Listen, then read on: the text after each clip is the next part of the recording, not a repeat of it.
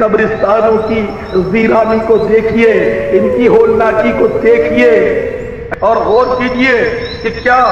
اس قبرستان میں ہم جیتے جی بھی تنہا رہ سکتے ہیں؟ جب جیتے جی تنہا نہیں رہ سکتے تو مرنے کے بعد جب کہ سارے عزیز چھوٹ چکے ہوں گے، یار دوست چھوٹ چکے ہوں گے، ساری رنگینیاں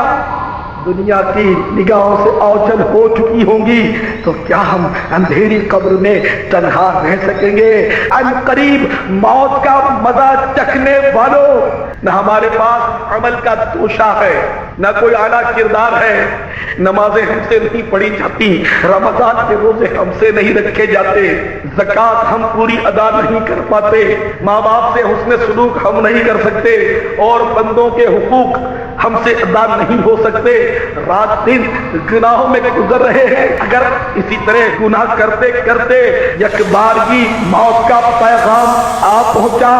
اگر قبر میں اٹھا کر ڈال دیا گیا تو قبر کی پہلی رات ہم پر کیسے بیتے گی؟ ارے سنو سنو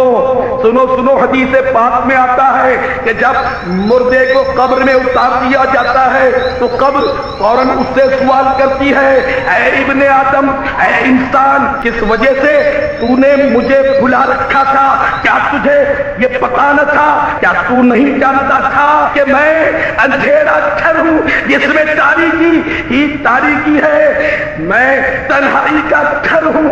تو اے انسان، آخر کس وجہ سے تو زمین پر اکڑ اکڑ کر چلتا تھا؟ قبر کی یہ ہولناک گرج سن کر اگر وہ مردہ کسی نیک بندے کا ہے تو ایک غیبی آواز قبر کو یہ کہہ کر تسلی کرا دیتی ہے کہ اے قبر، یہ تو کس سے کہہ رہی ہے؟ ارے یہ تو ایک نیک اور پاکیزہ انسان ہے جو ہمیشہ امر بالمعروف ونہی عن المنکر پر کاربند رہا، یہ تو نمازیں پڑھا کرتا تھا، ارے یہ تو رمضان کے روزے رکھا کرتا تھا، یہ کوئی اپنی داڑھی مونڈ کر تھوڑی رکھتا تھا، یہ کوئی فیشن کا مقبلہ تھوڑے ہی تھا،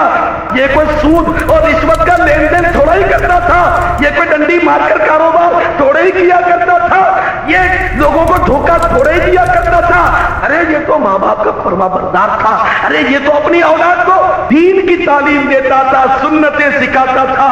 یہ چاہتا تھا کہ سارے لوگ نیک بن جائیں، سنیما گھر ویران ہو جائے، فلموں اور ڈراموں کا خاتمہ ہو جائے، کوئی مسلمان گانے نہ سنے۔ اے قبر، یہ تو موت کو یاد کرتا تھا، یہ تو قبر کا تذکرہ سن کر کبھی کبھی رو بھی پڑتا تھا، یہ خوف خدا رکھنے والا تھا، یہ عشق مصطفیٰ رکھنے والا تھا۔ جب قبر کسی غیبی آواز کی صفائی سنتی ہے تو کہتی ہے، اچھا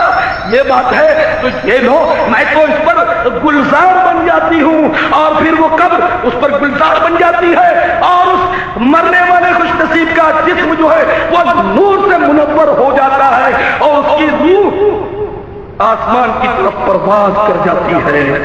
یہ دنیا سراپا عبرت ہے، اگر تو دنیا کی رنگینوں میں کھو گیا تو مارا جائے گا۔ ارے نادان سن، اے رنگرلیاں منانے والے سن، ہوشیار ہو جا ورنہ مارا جائے گا، بڑا پچھتائے گا۔ جہاں میں ہے عبرت کے ہر سو نمونے، مگر تجھ کو اندھا کیا رنگوں بو نے، کبھی غور سے بھی یہ دیکھا ہے تو نے، جو آباد تھے وہ محلہ ہے سونے، جگہ کی لگانے کی دنیا نہیں ہے، یہ عبرت کی جا ہے تماشا نہیں ہے۔ ملے خاک میں اے نشاں کیسے کیسے مکی ہو گئے، لاکاں کیسے کیسے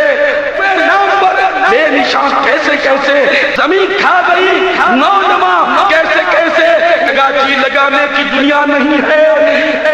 یہ عبرت کی جا ہے تماشا نہیں ہے۔